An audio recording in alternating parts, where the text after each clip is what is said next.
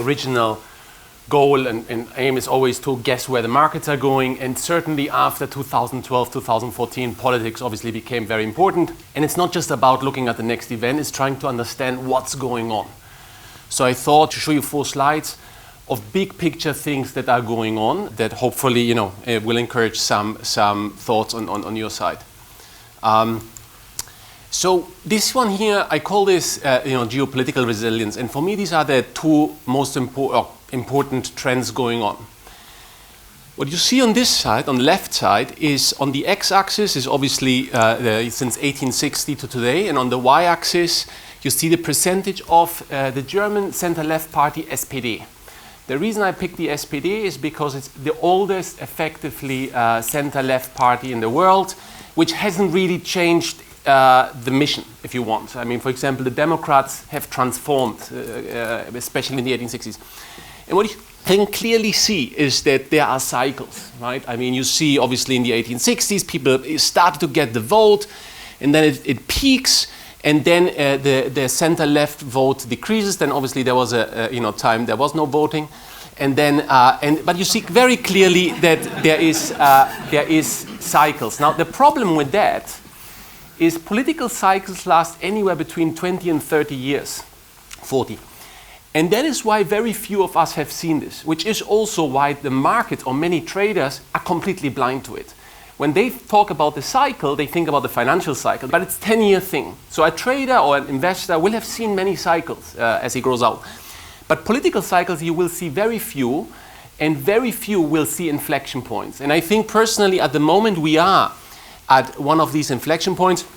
And very broadly speaking, it's the way how I think about political cycles is how do we think politically and how do we think socially. And I meant when I say we, I mean the country, not this room, which is self-selecting. So if you think about it, after the war, we were economically left, Keynes, right? The state needs to, but we were socially conservative, right? So then in the 60s, we shifted our social thinking to left as well. So we were economically left and socially left. Inflation, yada, yada. And so in the 80s, we flipped back our economic thinking to conservative. So over the last 20, 30, 40 years, we have been effectively economically conservative, central bank, inflation fighting, central bank independence, etc., but socially liberal. The word liberal is very confusing because it means left when you talk about it socially, and it actually means right when you speak about it economically. What we're doing now, and I think it's a world phenomena, is we are flipping our social thinking to the right. So it's because it's not just the US first, everybody's first, even New Zealand is first. And I normally always get the Kiwis, come on man, not Jacinda Ardern. It's like, she's in coalition with New Zealand first. Right? I mean, that's the coalition party. So at the end of the day, it's country first, and we are flipping economically to the left. And the reason this is happening at global level is the curve on the right. The curve on the right is from Branko Milanovic from the World Bank 2012. On the x-axis, it shows you the level of income in the world. So the guy on the very right is the richest 1% in the world. On the very left is the poorest. And on the y-axis, you see the change over the last 20 years. And what you see is what's called famously the elephant curve. And what you see is obviously millions of Chinese, Indians, etc., risen out of poverty over the last 20 years. Those from the West supplying the goods have done extremely well as well. But that basically bottom, the C, is effectively the middle class in developed markets who haven't seen a lot of change. And so it's very obvious what will happen over the next 20 years. The D guys, so the Trump, will be taxed. So that's, disruptive companies, those who have done well will be taxed. The B guys will be cut off. So we will get a globalization, which is, as we can already see. And the C guys will be looked after with fiscal policy. So we will see fiscal policy coming big time. From a trading perspective, obviously, that has implications because you definitely want to be very careful with the sectors and industries that have done incredibly well over the last 20 years. Banking was just the first. Probably the next is big tech, is already underway. And fiscal policy obviously means there's going to be a lot of spending in infrastructure coming up. What will be very interesting is what will happen when that creates inflation. And I don't think central bank independence will be tolerated. Central bank independence is just an invention of our last cycle. It's not a natural law. And so I think that is something. So why do I show you this? Also from the topic resilience is I think it's very important to also understand here in Brexit and stuff, it's not that half the country are racists. What is happening is, and we see this globally, all we see though is that the reaction function of it is different. And that is then a feature of the political system and et cetera, et cetera. But it's a global problem or issue. And the good news is, by the way, it will rebalance itself out. Hopefully, obviously, we don't have a non-voting period again. But Now, let me completely jump to a different topic. If you think about it, anything you buy or invest in or whatever, at the end of the day, equities, bonds, whatever you do, whatever you're buying at the end of the day, something that is worth or valued in a currency, right? Be it the pound or the dollar, whatever. That is, at the end of the day, everything underlies the currencies. So when you look at the current system in the world, we have a problem. That the red is the US share. In GDP, the US is 25%. In defense spending, they're 40%. In equities and bond markets, the US is 40%. But when it comes to reserve currencies, so 65% of all the reserve money, so your reserve money, all the sovereign wealth funds and stuff is invested in dollars. And when it comes to currency trading, 85% effectively is against the dollar. But why does that matter? It matters because you have a clear big problem here. The US is only 25% big, but it seems the whole financial system is underlined by the dollar. Now, there's a reason how we have come here. In fact, the US were pushed into this after the war to take over the leadership, and then given that there was really no competition, the system evolved.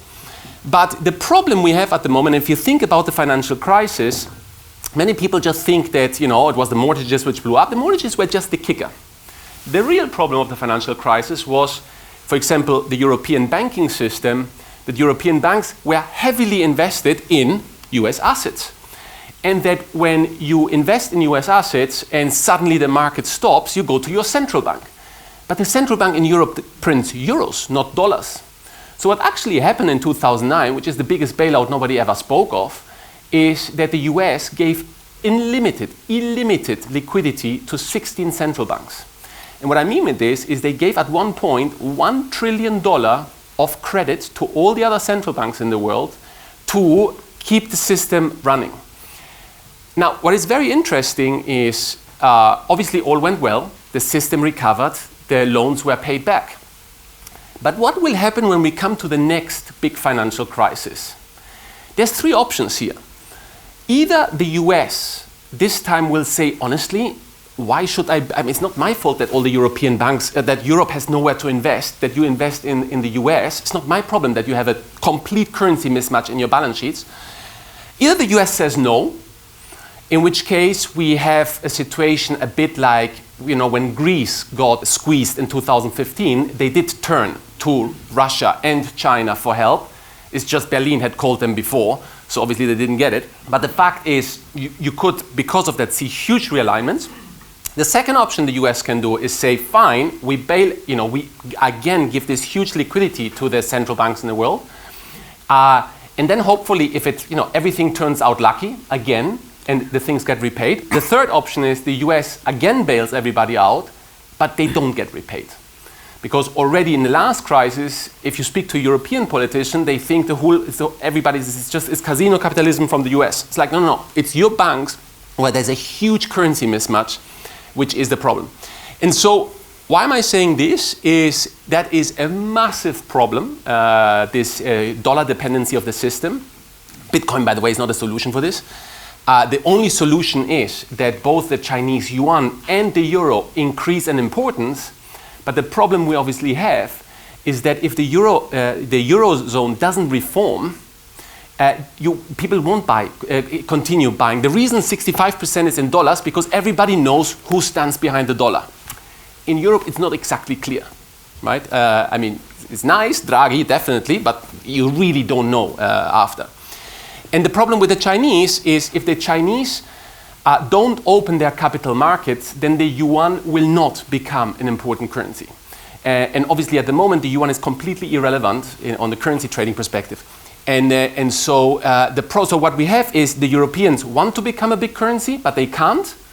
And the Chinese can, but don't want to. And that's why we have this dollar dominance, which is very interesting because actually from that point of view, Trump is correct. The dollar has to be less dominant. Like the dollar is he obviously looks at it from I'm not implying that he actually knows what he's talking about, but and he's talking from a valuation perspective, but the dollar is the dollar dominance of the system is a massive, massive underlying structural problem. And again, here the real only solution is that I hope Europe gets its act together and China gets its act together in the next 5 to 10 years. Speaking about Europe, so if you look at this graph, I put the circles on purpose to show the size of the country. And obviously, look, when you think about the political cycles, as I discussed before, then, and especially if you think in the next 10 to 20 years, nationalism will increase, or country first will increase, then you have a problem if you are a union of sovereign states. Okay?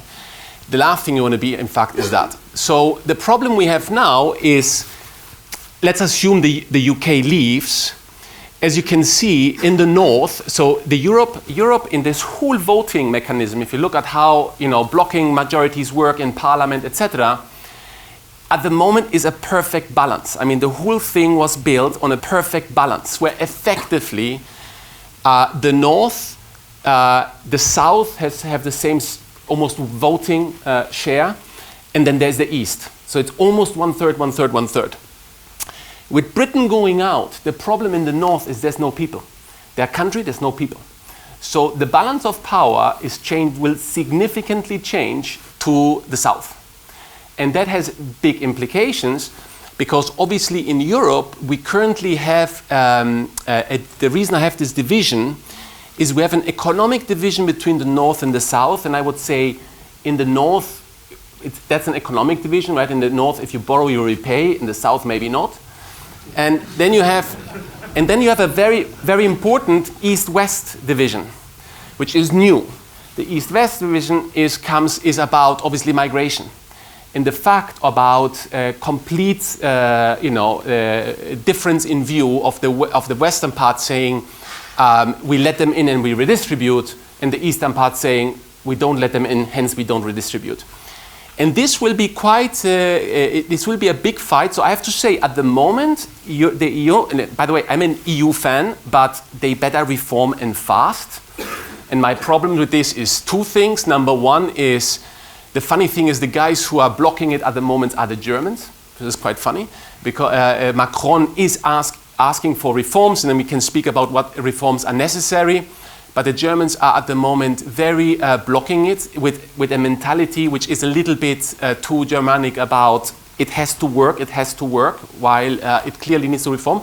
But obviously passing through reform is, given those divisions, has become incredibly interesting and difficult. And sadly, because Britain leaving, this balance of power is going to be something that will create a huge amount of tension in Europe once Britain is out, because of the way that the North cannot block anymore.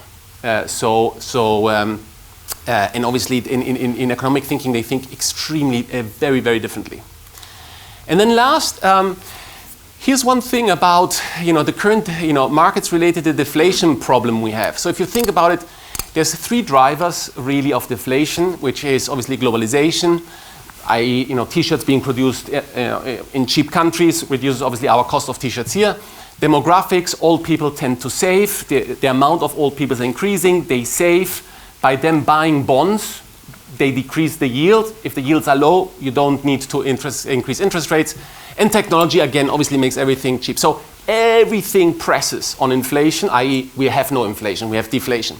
Deflation causes interest rates to be cut. And the funny effect of this, obviously people think if they cut interest rates, people will spend more. And the evidence is the contrary. People save more because they have less, so they save more. And this is why we're really struggling with getting the economy kicked off. What it also does on the technology side, certainly in the investment world, is a massive increase in passive investing and quant investing. But why? Because it's cheap. I mean, the technology is now available, But also very importantly, if interest rates are at zero, you don't want to pay management fees. So we have a huge move to quantitative and passive investment, which, to be honest, is nice until it's not nice. Right? It's like, we have a lot of flash crashes, which in my opinion is just small signs of something to come. Then obviously negative interest rates have also partially an effect of inequality, in that those who own assets, those assets are worth more. And as I said before, it's a certain part of the society who owns assets. It creates zombie corporates. If interest rates are negative, by definition, you cannot default. But that doesn't mean that you're a productive company. And that only delays the problem, as we see in Japan. And obviously, it creates a massive problem for pensions. In fact, I don't think anybody of us will see, below 50 will see a pension. The funny thing is, it would be good if finally we see inflation. And obviously, that's in theory what everybody's trying to create. There's only one little problem. If that's the good news, if inflation goes up and interest rates go up, then obviously all these things blow up, the zombie companies, etc., etc. The bad news is what I call correlation break, in that a lot of the investing at the moment is based on correlation assumptions between equities and bonds. And the problem sometimes with having too much data is it gives you the sense of security when in reality there is none. And what I mean with this is, yes, we have huge amount of data basically collected over the last 5 years. And if you think about it, even currency trading, currencies in a free-floating world only exist since the 1970s. We have no data before, and if you think about the political cycles, we actually only know how markets work in one political cycle. We don't know how markets work when they cross political cycles. So correlation break is going to be very interesting, and again, we'll blow up all the passive strategies. And yeah, look, the ugly thing is obviously political breakdown, which is a possibility, but obviously, hopefully in an age where, as I would say, as upset as one is about Brexit, it gives a vent,